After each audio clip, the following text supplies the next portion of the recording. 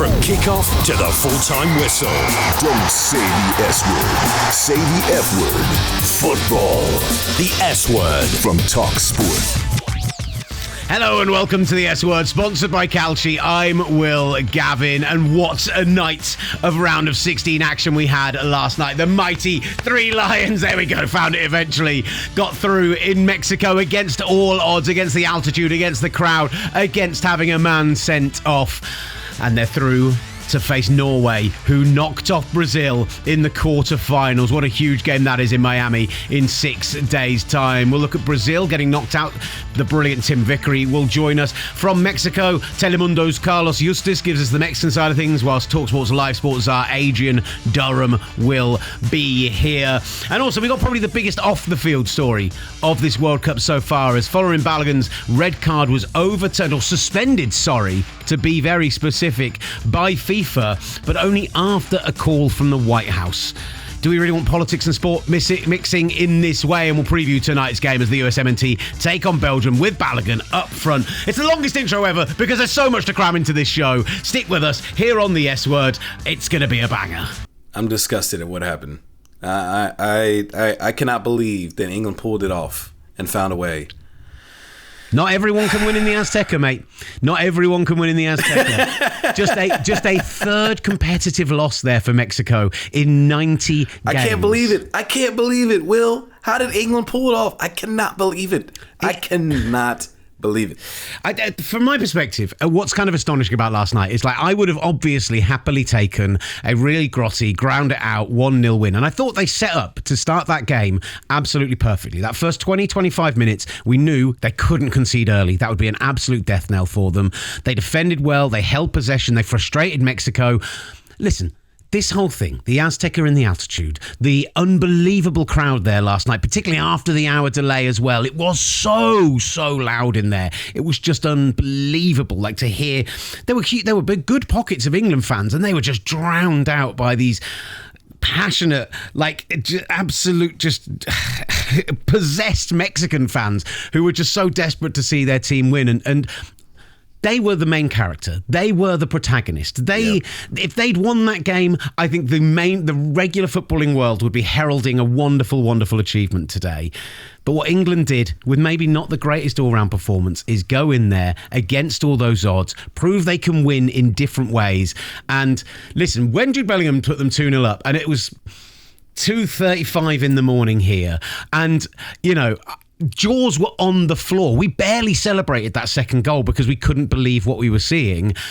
It got a lot tenser over the next hour or so, a lot tenser. But yeah, I'm incredibly proud of what they achieved last night. They showed heart, they showed grit, they showed will. They played good football at times as well. Tuchel, I think, pretty much nailed it in the second half, particularly when going down to 10 men. Yes, they had to bring 4 centre-backs on to make that work, but he showed that he knows how to grind out those games. And honestly, on to Norway, on to Miami is an astonishing thing to be saying now, considering how I felt 24 hours ago. But come on, boys. Absolutely brilliant. That's the most impressive one of this tournament. To go into Stadium Azteca knowing the stakes, knowing the fans are going to be riled up, knowing what was on the line, knowing the difficulty of beating Mexico at home. For England to pull that off, to go up 2-0 in the first half. I can't say enough about this England side being able to pull that off, down a man. And also, as you mentioned, Thomas Tuchel's tactical changes, in-game management, in-game adjustment. That's why you bring him on.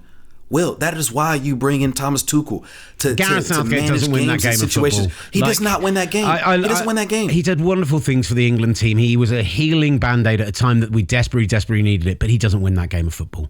No. Honestly. And listen, you said it on our chat last night, and I know you were fishing, you were out there, like, I'm in a group with a bunch of English people, I know what I'm doing here, I'm going to try and reel in a big one.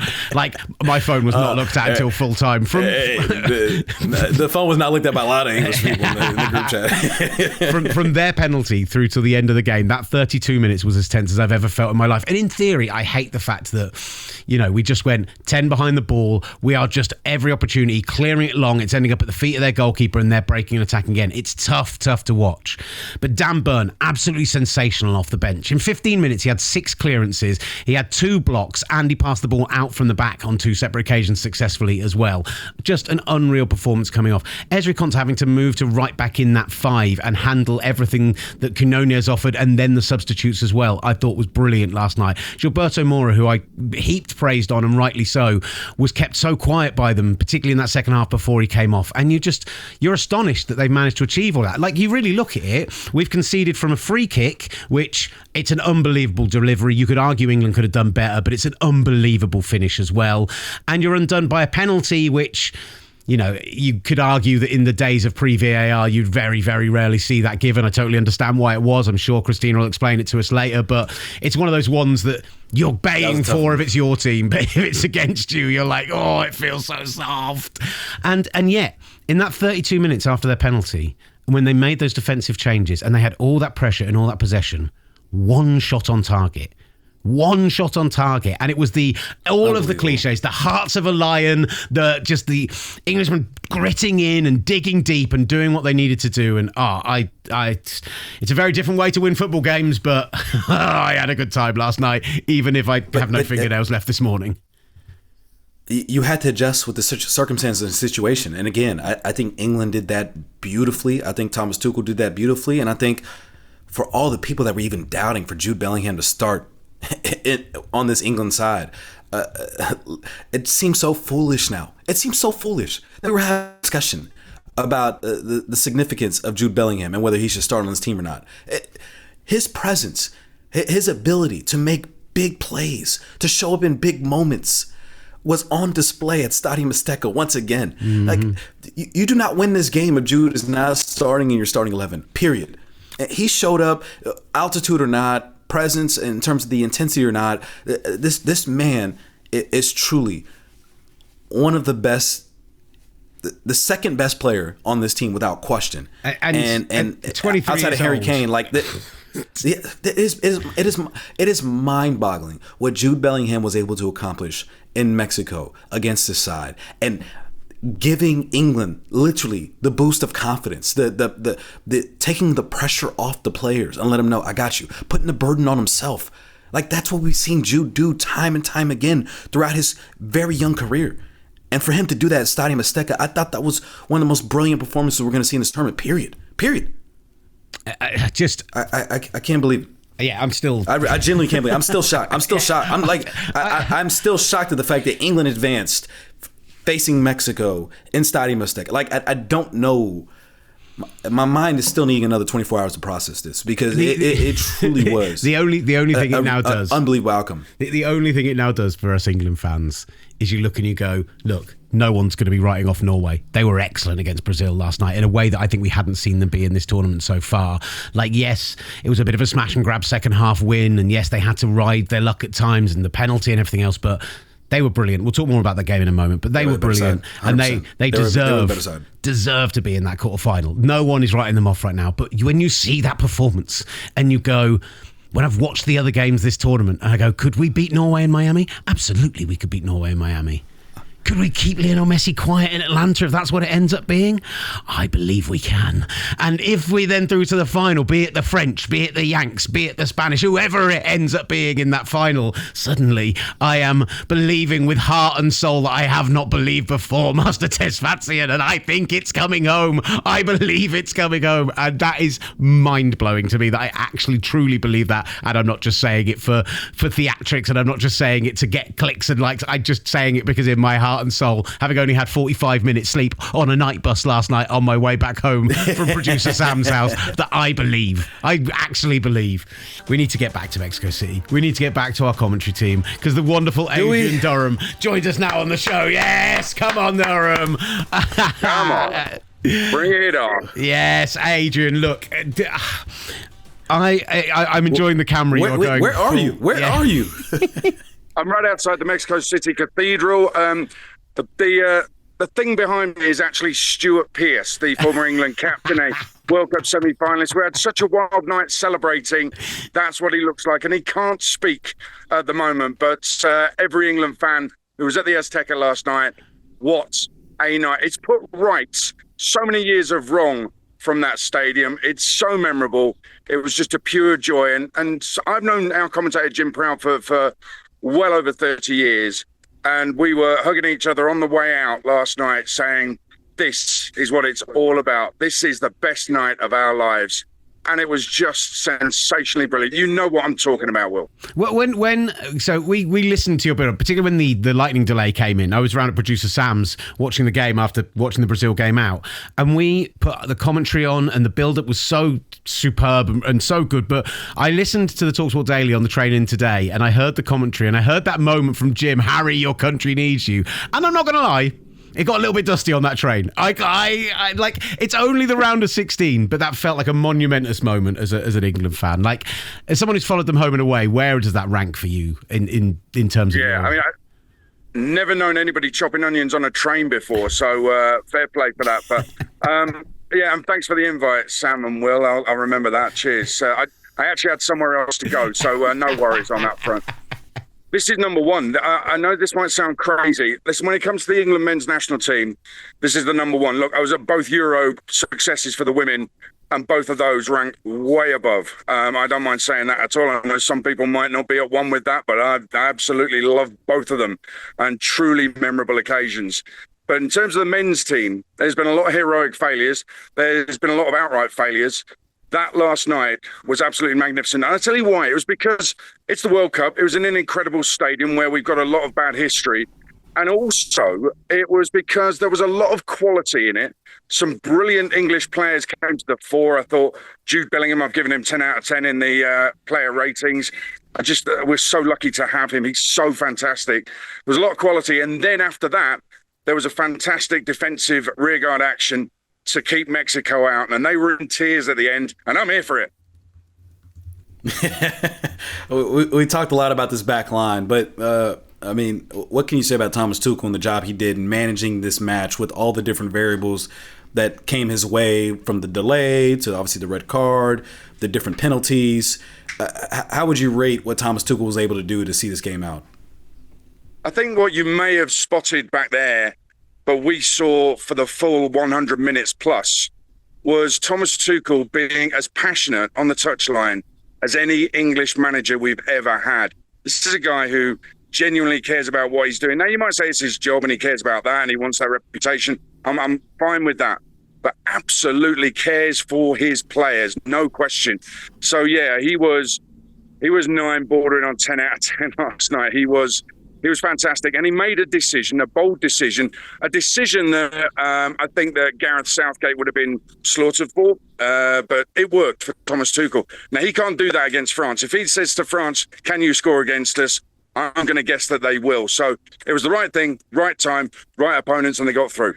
I mean, just one shot on target after the penalty. Dan Burn comes off the bench, has 6 clearances, 2 blocks, just unbelievable. Like, all those people who we question marked, moving Konsa to right back. But, I mean, you kind of answered this with the France thing, right? I feel like Mexico maybe didn't do enough in that last 30 minutes. And I still sit here and go, I don't know, I'm trying to be confident. I'm trying to say to myself, this is the best I've ever felt about us going all the way in a World Cup. Trying? You said in the start of the segment, the start of the show. What are we talking about here? I think it is the best I've ever felt about us going all the way. And yet, come on, how confident are you feeling right now, Aid?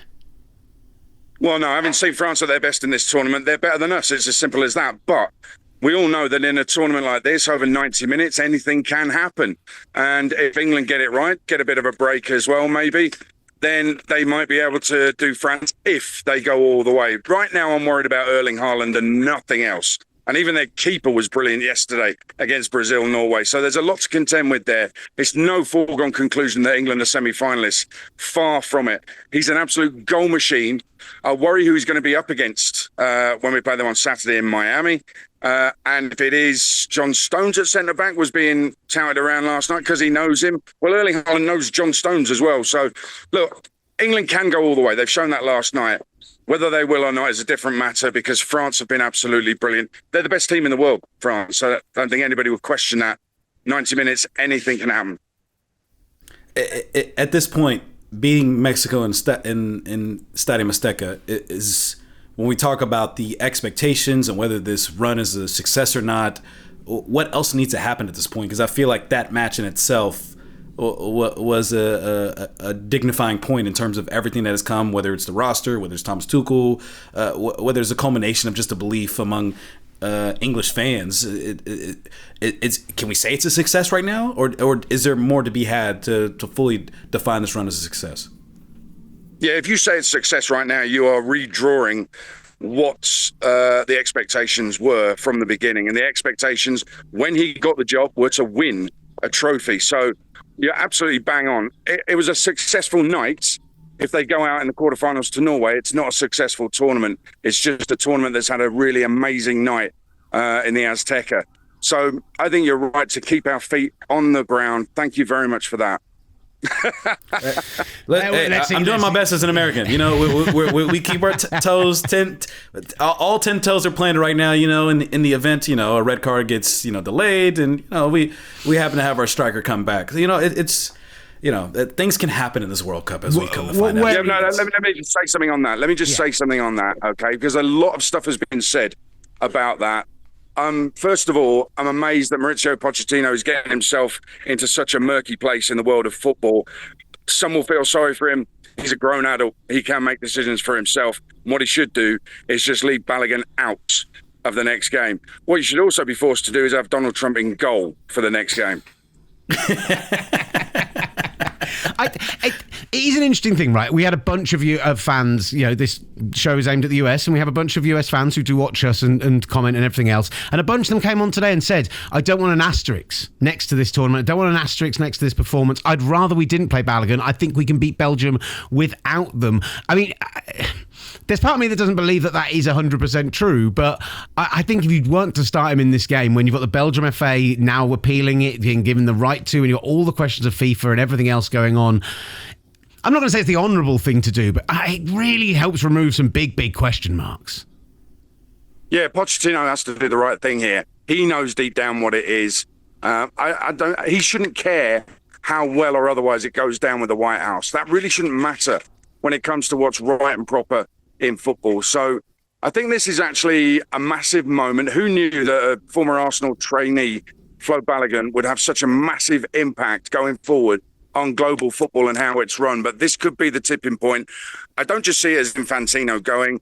I see it as FIFA ceasing to exist in the current way it exists. I think European bodies, South American bodies, other football federations around the world may well look at it and say, hang on a minute, we can do this a whole lot better than Infantino's doing it. I mean, you know, in 2024 Euros, Jude Bellingham was supposed to be suspended, but you know, they got delayed. So, you know, it just falls in line. You know, the same nation that, you know, 1966, a phantom goal that you guys won as a host nation. You know, these things happen. These things happen in the World Cup. They happen in FIFA, Durham. Like, and your nation is more than any. They understand what happens on these international competitions. Things just happen. You know, and Balogun's free. He's going to play. I'm up for taking away that goal that might have. Well, I thought it was miles over the line, but I'm up for taking that away, and we only win 3-2. I'm cool with that. Actually, let me just be serious here for a second. And I'm serious with everything I've said before, but I know you're on the wind-up here. There is a serious point. I have actually loved the three host nations' contribution to this World Cup. Mexico doing what they did in the group stage in front of their own fans, I think, was sensational. And the emotion of those players last night when they went out was real. They were in tears. Canada, I just love the way Jesse Marsch winds you lot up. But he got them through. He got them through a knockout game as well. You've got to admire the man, even if you dislike him intensely. However, USA, I think that this has reawakened something massive in the USA about soccer/football. This World Cup has done that. I think there's a real connection between the USA fans and the USA men's national team. The kind of connection they've got with the USA women's national team. And I think I'm here for this. So this has kind of killed it a little bit for me, and I didn't need to do this. I think Donald Trump just doesn't understand football, so shouldn't have got involved. But Pochettino allowing this to happen on his watch, I think it's damaging to his reputation. Around here, we only use the F word. talkSPORT presents The S word. No cuss words here. Just 2 hours of full-on football dialogue. every day. talkSPORT presents The S Word.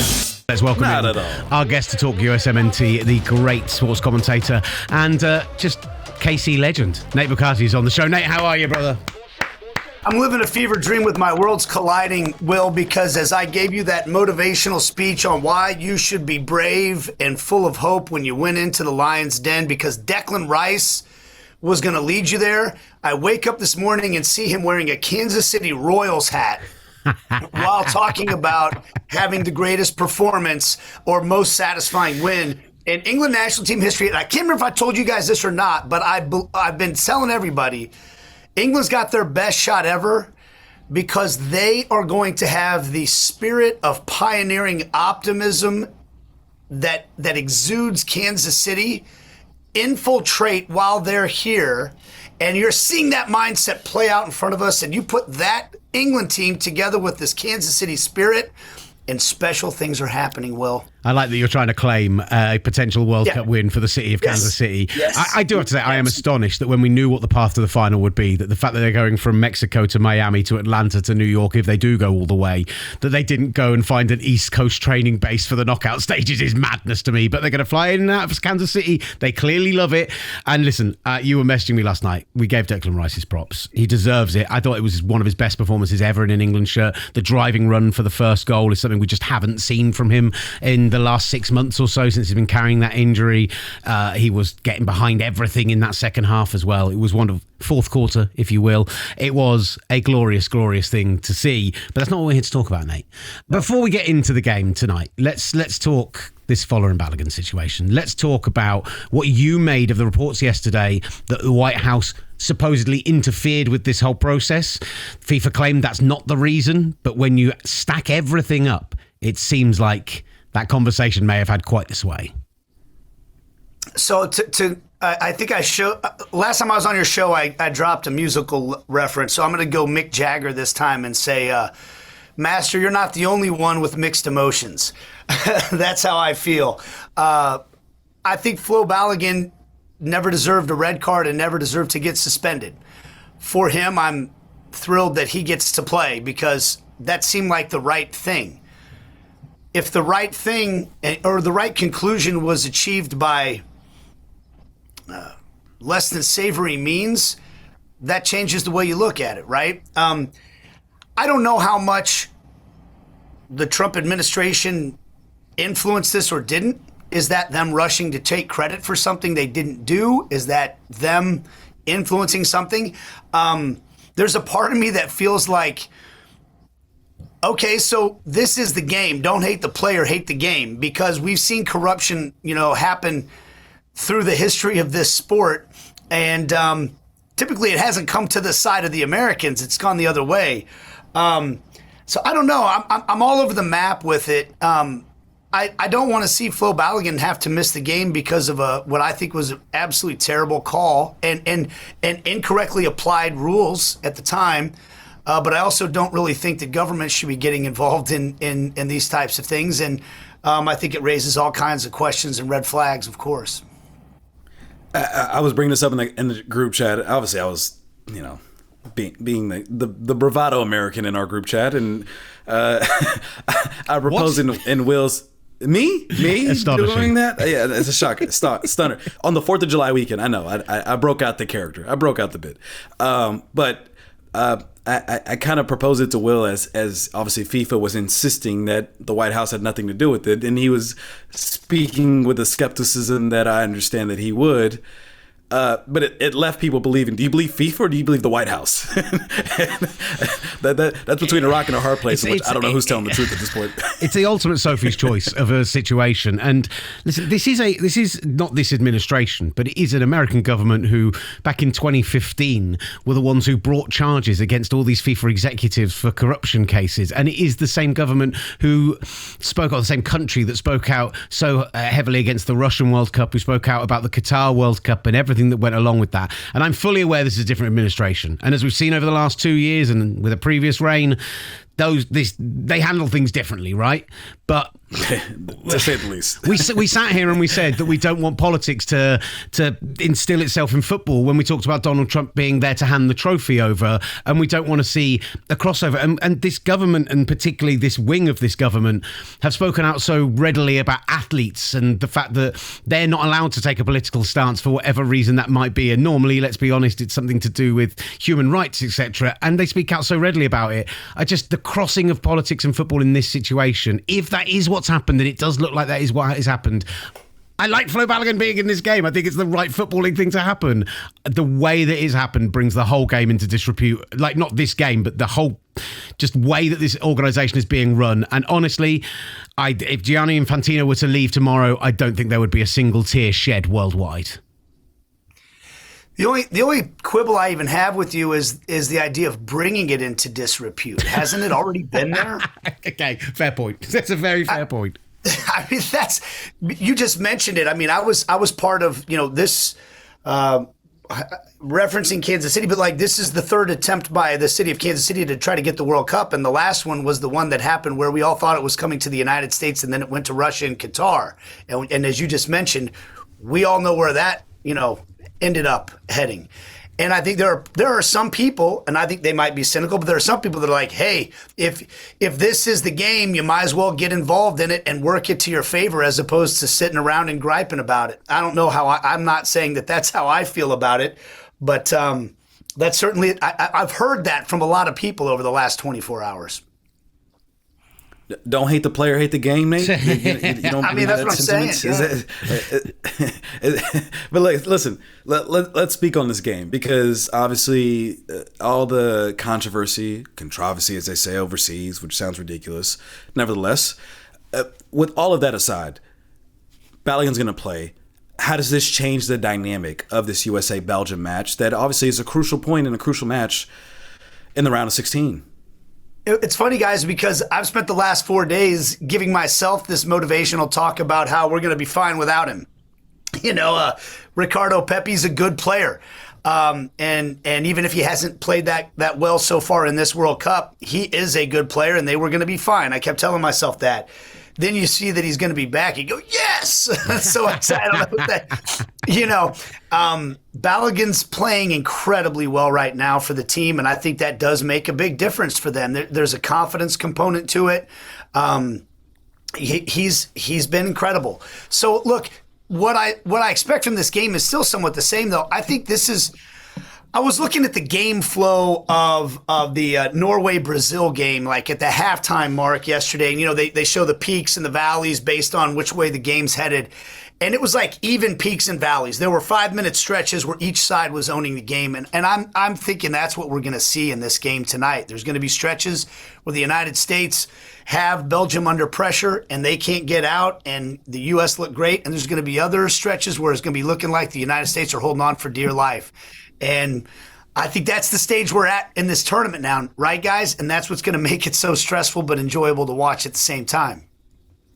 Yeah, I think from my perspective, I think you're absolutely right. It's a really great game. On paper, it's a really great game. But I just want to. Master talks about it being a crucial moment in football. How much does this feel like a crucial moment for the USMNT for soccer? Because we were talking about this last night. There's part of us that we like to have the banter with Master in the chat, and at 4 a.m. we're going, wouldn't it be great if the USA got battered tomorrow? Just wouldn't it be great? But actually, I thought the same way against Mexico. Don't worry. I don't want that. We've lost 2 hosts in 2 days.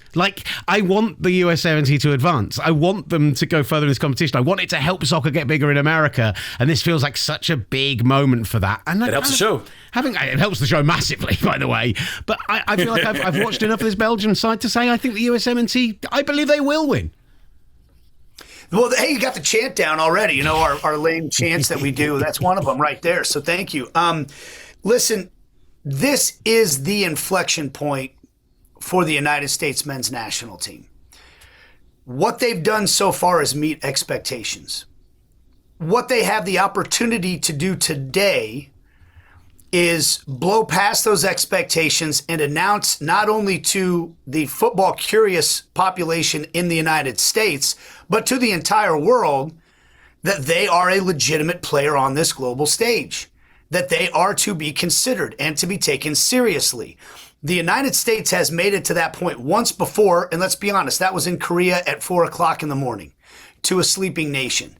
This is in front of the entire nation watching and the rest of the footballing world watching. From kickoff to the full-time whistle, talkSPORT presents the S word. Around here, we only use the F word.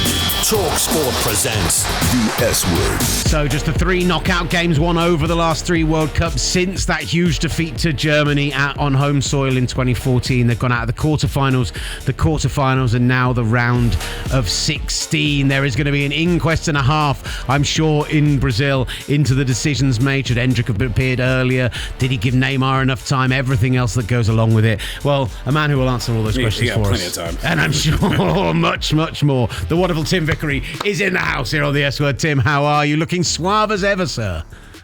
Yeah, I'm trying to protect myself from the most Monday morning of all Monday mornings in Brazil. How are you doing? You all right? Yeah, go on, Tim. How Monday morning is that?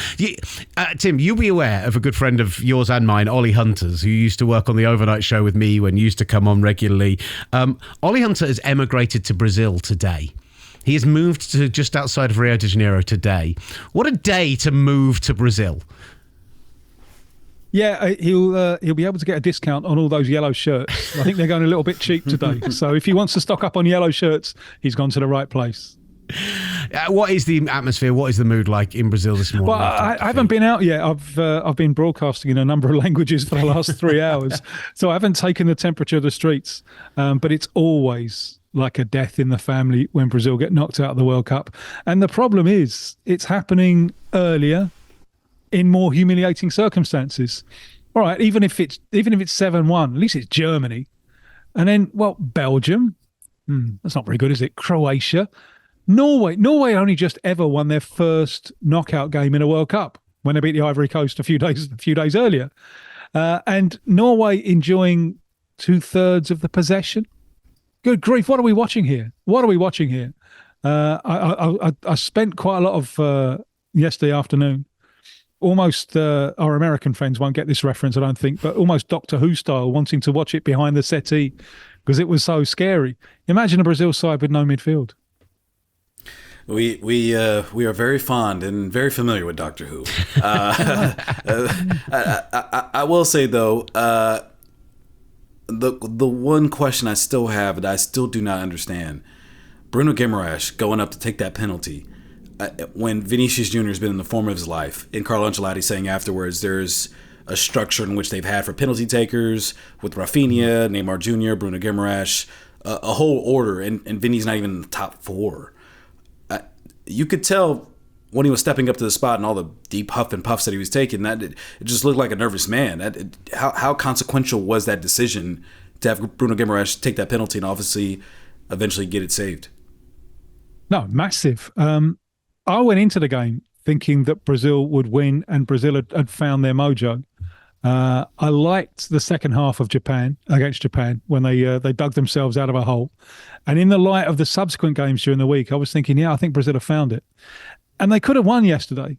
There's lots of criticisms you can make about the play and so on. They could have won.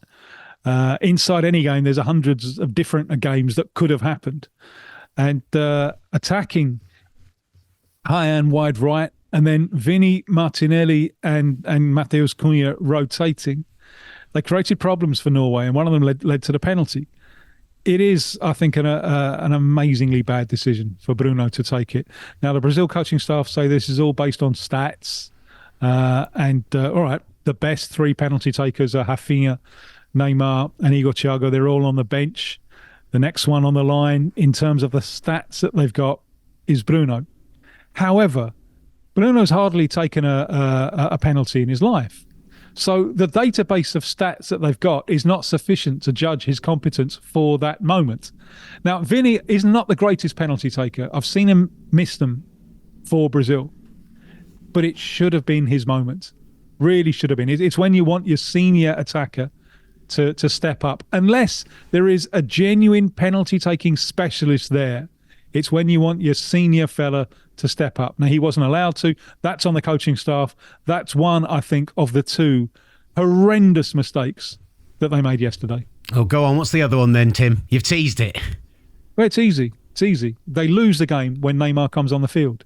It's a horrendous decision. It's an appalling decision. Now, I've watched a lot of him this year. He's not the same player. He's nowhere near the same player. Nowhere near. He doesn't have the balance and the ability that underpins everything else that an S-word player has. I can think of a few S-words for Brazil yesterday, but is balance. He doesn't have the same mobility. I understand why he took him, because you're in a context where the Brazil crowd, they booed Alisson at the Maracanã in the warm-up game. It's a strange, different, emotional thing, and millions of them have this connection with Neymar. And if you don't take him, then 10 minutes into any match, the crowd there are going to start shouting, Neymar, Neymar. They're going to use that as a stick with which to beat the team. All right, so you bring him inside the tent. He is, I think, a sweet lad. He's not an ego on the loose. He's a sweet lad. The other players are quite happy for him to be there. Fine. You give him a run against Scotland. He had a few minutes against Scotland, and it was obvious. What he looked like against Scotland was a retired player coming on for a charity match. He's just nowhere near the pace. And I thought, yeah, this is Ancelotti being the wise circus master. He's just playing this along. He's not going to use him when it really matters. He might come on maybe at the end of a game that Brazil are winning, or at the end if you think you can get a set piece out of him, a corner or something like that. But bring him on when the game was in the balance halfway through the second half. It killed the side, destroyed the side. And he can't move. So he's got to play up front. He's got to play up top, centre forward. What is the consequence? That Vinny Jr. and Endrick, both of them have to move wider and deeper away from the goal. Exactly where you don't want them. You want them close to the goal. They have to move further, but it opened up the side. Up until that point, Norway were able to bring Haaland into the game only with the long punts. And he's so good that he creates danger there. But it's a long punt. He fights with Gabriel, and there's a second ball, and Norway swarm around the second ball. From the point that Neymar comes on, Brazil lose balance. And that's the key word for Ancelotti, balance. They lose balance, and Norway are at last able to progress the ball up the field in a way that they can finally bring Haaland into the game, give him decent service. And he doesn't need very much. No, you give him a little, he does a lot with it. But all of that starts from the moment that Neymar comes on. Brazil lose the game at that moment. I couldn't believe that he was bringing him on halfway through the second half. I just couldn't believe it. It's an idea, frankly, that didn't deserve to work, and it didn't. It cost Brazil the game. But Tim, what other options do they have? Like, you look at what the options were at the 9. You're starting Matheus Cunha as your striker during this tournament, which, again, all due respect to Matheus Cunha, that's not a guy that you want starting as your striker. And then the number 10 spot has been the kind of a rotating cast of characters where Gabriel Martinelli's starting there. It's the two key positions for a Brazilian side were up in flux, where you had no choice but to be searching for answers. And at a certain point, you have to see what Neymar has. It just felt like a side that just did not have the quality in two key positions for a Brazilian side. Yeah, I agree with some of that. It's not a vintage, but you know what Neymar has. It ain't there no more. It's gone. In the race between the athlete and time, there's only ever one winner, and it ain't the athlete. Possibly unless your name's Lionel Messi, but that'll come to an end soon as well. And we've seen this. I mean, the thing that annoys me here about Ancelotti is he broke all of his red lines for Neymar. He said that there were two things that he kept on in the build-up to calling up the squad that he kept on emphasising. Number one, Neymar will have to deserve to go on the back of his performances on the field now. And I've seen a lot of him, and he ducked the more difficult away games. Santos of his club side have arguably done better without him. Just nowhere near. Red line number 2, Ancelotti said, I'm not going to take any injured players. And Neymar was carrying an injury. He's only just recently back in training again. So you can't break all of your principles and expect it to work. It didn't deserve to work. And we haven't even got into his antics at the end. I mean, Neymar is a borderline genius, but the career hasn't lived up to the expectations. The expectations are too harsh. The bar is set too high. You're a failure unless you win the Ballon d'Or in the World Cup. That's absurd. That's too high of a barrier. But he could have been far, far more. And every athlete has to learn how to lose. It's part of the game. Part of the game. There is no success without failure somewhere along the line. And Neymar, as I said, I think he's a sweet kid, but he's been hothoused since the age of 8. In his own little world where he is the king and he is the centre of everything, and he can't cope with defeat. And he should have been sent off. Now, that wild kick, which is intentional, he should have been sent off. And he gets involved in another spat then. And then they get the penalty out the blue. And he's spending all of his time trash-talking the goalkeeper, even after he scored. It just doesn't make any sense. You know, you get the ball back on the halfway line and get going and try and use the little few seconds you have to score a second goal. Brazil now can move on without him, and I think despite all of his genius, he is the top goal scorer in their history. It's not a prize you get in a sweetie shop, but I think they'll do well to move on without him. It's funny because he gets such an incredible reaction when he picks him, and that 4-hour-long telecast they did, being watched by millions of people all over Brazil and around the world. I was in a Brazilian butcher's in South London last night watching the game with about 100 Brazilian fans, and I tell you, Endrick coming off the bench and Neymar coming off the bench were the two biggest reactions they had in the whole game, including going ahead and winning the penalty that should have put them ahead in the first half. The whole thing is that I completely see how this circus has happened.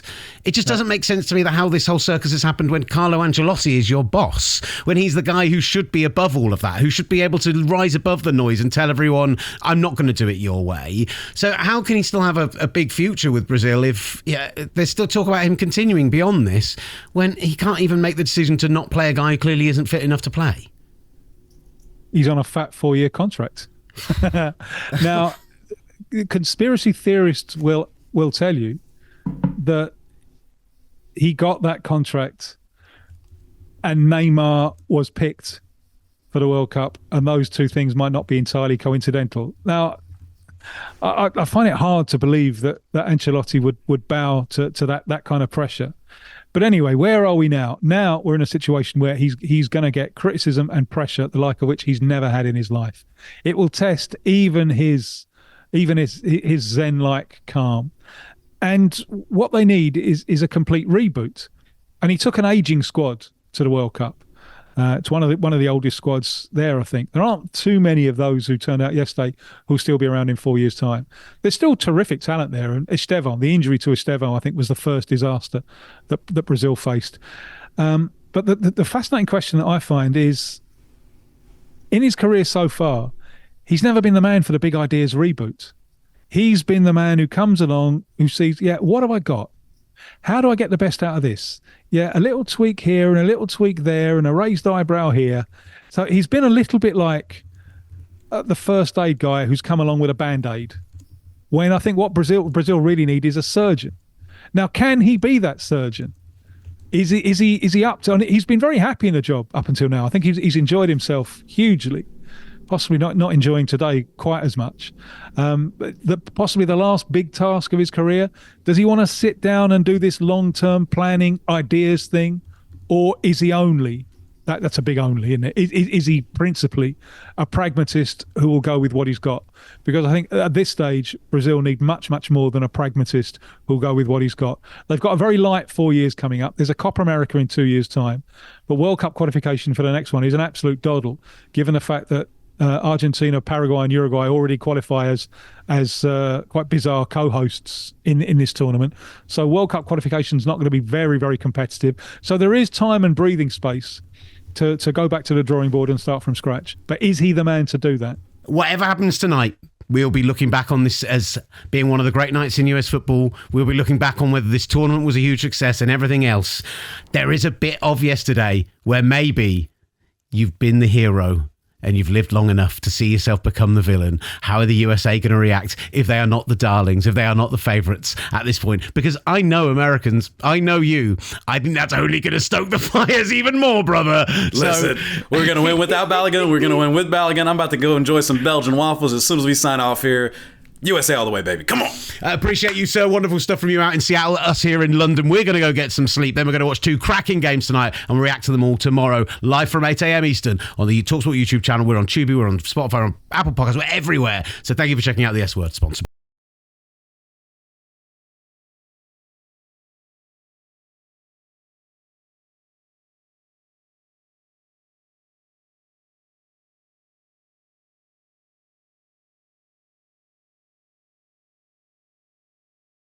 Calci with me, Will Gavin, with Master Tesfatian in Seattle. And tomorrow, listen, what a story it would be if they were to go and win at that stage. But they've got to get past Belgium tonight, so we'll review that game and all of the fallout. We'll look at all the rest of the action from the round of 16, of course, as well. But it will be very USMNT heavy tomorrow, I imagine. Live from 8 a.m. Eastern, and wherever you get your on-demand services. We're on Tubi, we're on Spotify, we are on Apple Podcasts in video format. We're on YouTube, Fox Soccer, Fox Sports One app. We're absolutely everywhere. So please, wherever you're watching, give us a like and give us a rating and a review. It really helps more people find the show. This has been the S Word, sponsored by Calci. talkSPORT presents The S Word. Listen again and subscribe. Wherever you get your podcasts. And on the S Word YouTube channel.